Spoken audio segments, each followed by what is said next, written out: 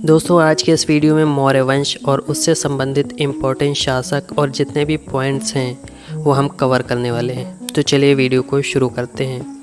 मौर्य वंश भारत का पहला ऐसा शक्तिशाली साम्राज्य था जिसने लगभग पूरे उपमहाद्वीप को एक शासन के अंतर्गत संगठित किया।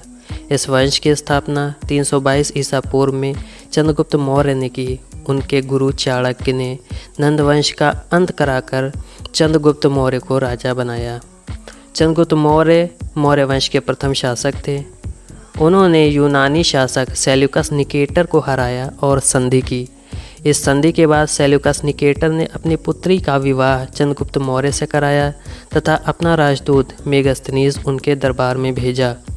मेगास्थनीज ने इंडिका नामक पुस्तक लिखी जिससे मौर्य काल की महत्वपूर्ण जानकारी मिलती है।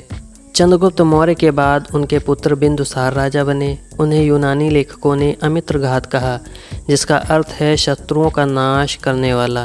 बिंदुसार ने साम्राज्य को सुरक्षित रखा और दक्षिण भारत के कई क्षेत्रों तक अपना प्रभाव बढ़ाया। बिंदुसार के बाद सम्राट अशोक मौर्य वंश के सबसे महान शासक बने। उनके शासनकाल में 261 ईसा पूर्व में कलिंग युद्ध हुआ। इस युद्ध में भारी जनहानि हुई जिसे देखकर अशोक अत्यंत दुखी हुए। इसके बाद उन्होंने युद्ध का मार्ग छोड़कर बौद्ध धर्म अपना लिया और धम्म के प्रचार प्रसार में अपना जीवन समर्पित कर दिया। अशोक ने अपने संदेशों को जनता तक पहुंचाने के लिए शिलालेख और स्तंभ लेख खुदवाए। उनके अभिलेख को सबसे पहले जेम्स प्रिंसेप ने पढ़ा।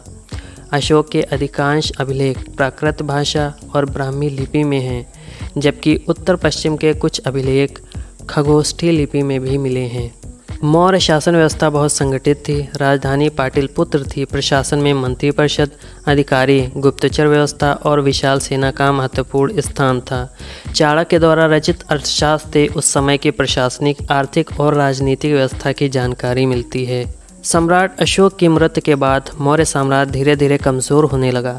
अंततः 185 ईसा पूर्व में अंतिम मौर्य शासक बृहद्रथ की हत्या उनके सेनापति पुष्यमित्र शंगु ने कर दी और शंग वंश की स्थापना हुई। इसी के साथ मौर्य वंश का अंत हुआ। कुछ इंपॉर्टेंट पॉइंट हैं। स्थापना 322 ईसा पूर्व में। संस्थापक चंद्रगुप्त मौर्य। गुरु चाणक्य। यूनानी राजदूत मेगास्थनीज जिसकी पुस्तक इंडिका। बिंदुसार की उपाधि। अमित्रघात। कलिंग युद्ध 261 ईसा पूर्व में हुआ। अशोक ने बौद्ध धर्म अपनाया और धम्म का प्रचार किया। अर्थशास्त्र के लेखक कौटिल्य।